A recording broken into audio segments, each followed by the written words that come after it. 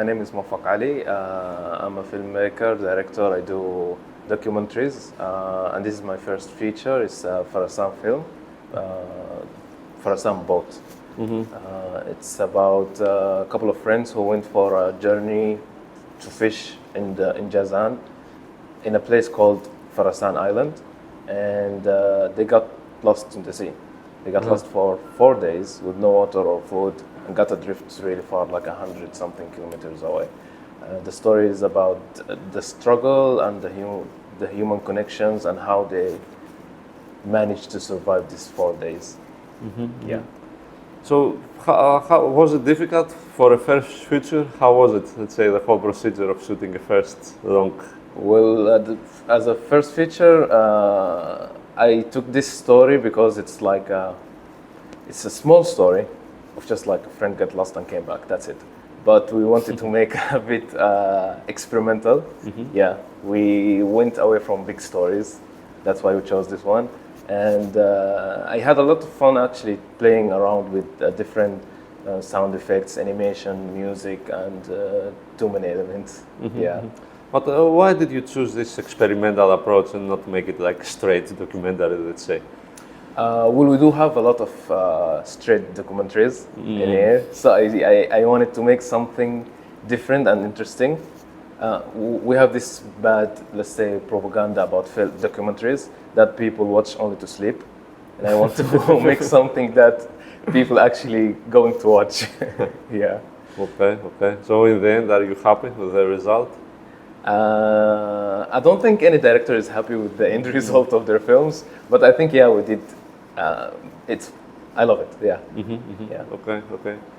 And tell me a bit more about the story. Okay, how dangerous was the whole thing in reality? Let's say, did they get close to getting killed or kidnapped or? Okay, so they got drifted to Yemen border, in which it was in 2016, in which they had conflict with Yemen. So they used to see the rocket at night and the explosion, and they will hear the sound of bullets and stuff.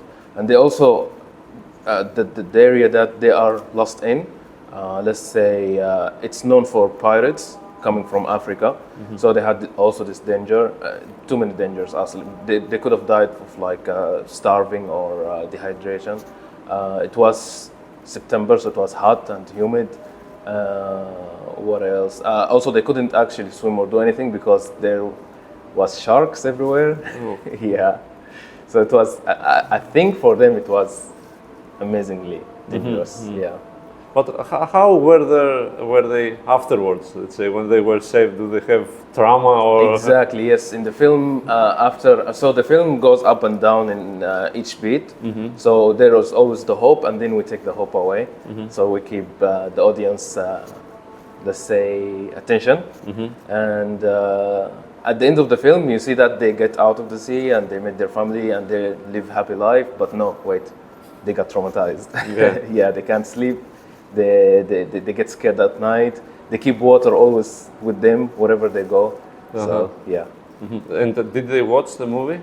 Yes, there was a lot of crying. Yeah. They said that they felt like they just got out of the sea yesterday. Oh. Yeah. Okay. All right. And how did the casting work for the film? Can you tell me? You have actors also, so. Yes, we do have actors. We try to have a similar feature to the real characters. Well, it's a documentary. It's not So the casting, it wasn't really important to have a similar feature, let's say, because Yasser is the cinematographer. He used to do a lot of techniques like out of focus, shooting through things, so we wouldn't actually see their faces. Yeah. Okay, and can you tell me a bit more about the cinematography? Let's say what you wanted to do in the visual part. Well, the direction was to have the camera run and gun. We shot in the sea for 3 days almost, and we had. I was seasick for the entire 3 days. Oh. Yeah, it was crazy. But yeah, the style was to be natural, as if the camera is a living person, as if the camera was lost in the sea with them.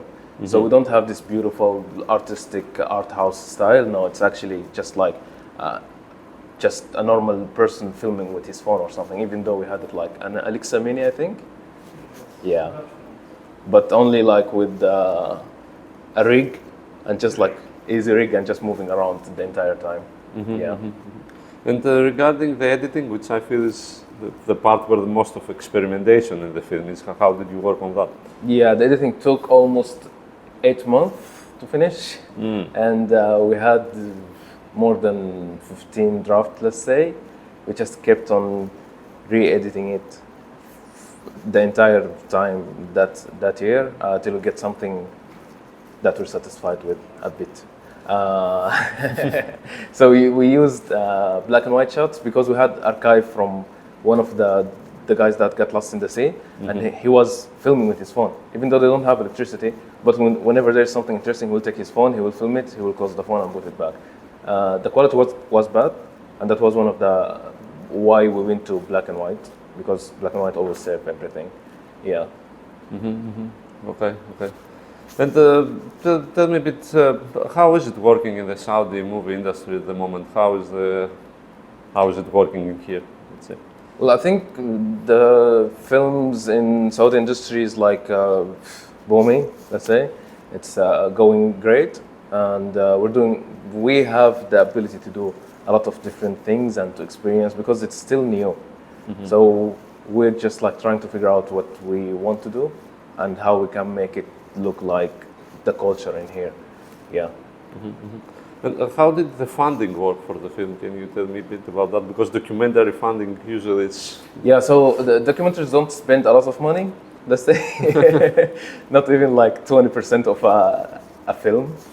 And we want to change that actually in the future. So that's why we try to go with this different approach with this film, to make it interesting, to make it film-like, to make it with a flow of the story, with up and downs.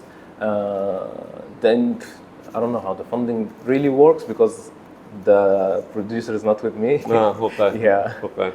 All right. And would you say that there is enough space in the Saudi movie industry for documentaries right now? Like people who go and see documentaries? Okay, that's a good question. Because I did ask a couple of people, my friends, if they would go and watch documentaries in cinema, and they said no. But yeah. But I think again, it's a new industry, so we can change that bad propaganda about documentaries. Okay. Yeah. So was that one of the reasons you tried to do it a bit more experimental? Yeah. Yes, exactly. So, yes. Okay. And how was the response here in general in the festival? I think people loved it. The audience really was interacting with the scenes, with the stories, with the characters. They cried, they laughed. The entire feelings of the story went through, let's say. So yeah, it was good. I really loved it. Yeah. And can you tell me a bit about future projects? What are you working on next? More documentaries. More documentaries? Yeah. You like to torture yourself a bit, eh? Yeah, looking for fun everywhere. But again, I think documentaries we don't have still much documentaries. So we have the space to create something different. So yeah, I want to invest more in documentaries. Okay, so and this film will be distributed on cinemas also, you think, or will be more a festival? I believe the idea now is to go around festivals and then be distributed in platforms or something. Yeah. Okay. And maybe last question, can you tell me a bit about your inspiration? Let's say when you're shooting, are you thinking of some other directors or filmmakers that you would like, let's say, your film to be like that or something like that? Titles or directors? Well, I love Tarantino, so no, I don't think so because we're doing documentaries. Okay. So yeah. Okay. All right, I guess that would be the title of the documentary, filmmaker who adores Tarantino. Okay, good. Okay, I guess that's it. Thank you very much for your time. Thank you for your time.